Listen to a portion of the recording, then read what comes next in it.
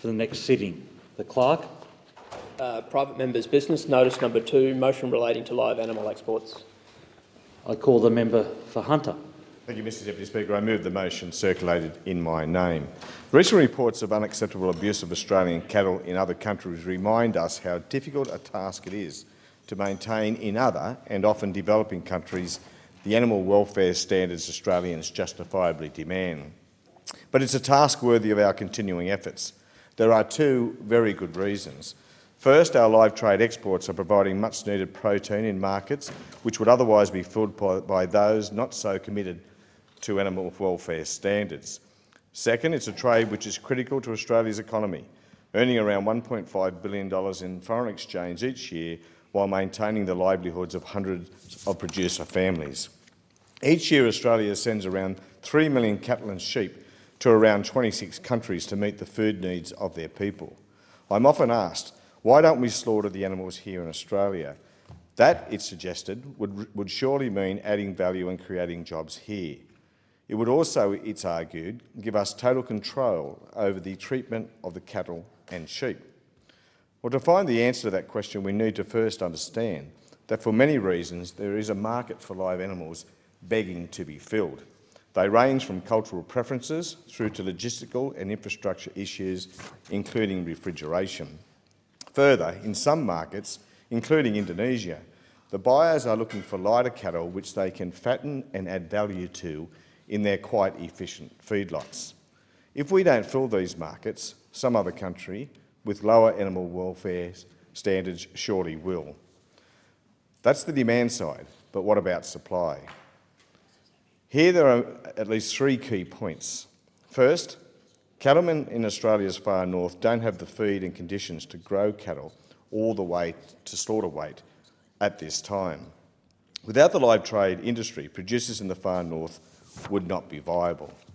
Second, climatic issues like the North's wet season and transport difficulties make slaughter, storage and transport to port difficult. Having said that, new abattoirs are emerging in our far north and I certainly welcome that. Third, the live trade sector provides producers with alternative selling options, bringing competition to the equation and often better prices for producers. Australia's live trade sector is feeding the globe's growing population in a food-constrained world.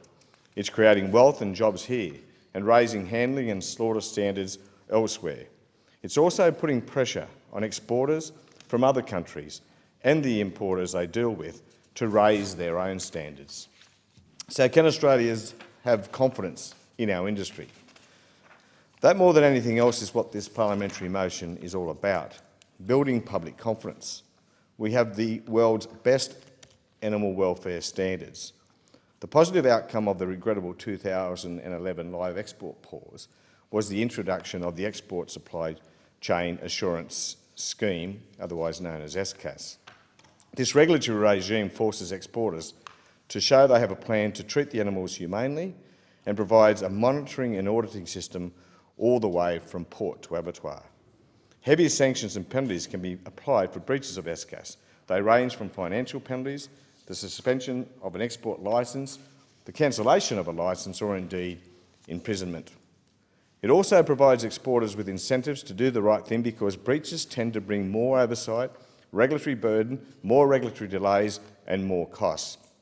It's also worth remembering incidents like higher than acceptable mortality rates on a voyage results in significant additional costs for exporters. It's in their interest, Mr Deputy Speaker, to deliver the goods to the other end in good shape.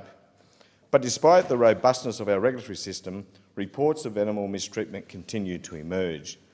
These events undermine public support for the trade, and this motion puts forward some initiatives designed to maintain and build upon that support. I've learned that one of the things which undermines the sector's image is a lack of publicly available information about alleged breaches, action taken and sanctions imposed. That's why I want the Minister to, in the future, regularly report to the Parliament, and it's why Labor wants the Abbott government to revive our plans to establish an independent Inspector General for Animal Welfare and live animal exports. The Minister's report will place on the public record any easy-to-access and understandable account of the state of the sector, any animal welfare incidents and how they have been dealt with. As an independent statutory officer overseeing the work of the department, the Inspector-General will be critical to building and maintaining public trust. Labor also wants the government to provide reassurance that the resourcing of the animal welfare system is keeping pace with growth in the sector. No system can ever guarantee an incident-free industry, nor can we expect it to. But we have a responsibility in this place to ensure the system is the best it possibly can be and that people can have confidence in it. The motion is about transparency and accountability and in the interests of the community and the sector alike, and I urge the government to embrace it. I thank the member. Is the motion seconded? I thank the member. I call the member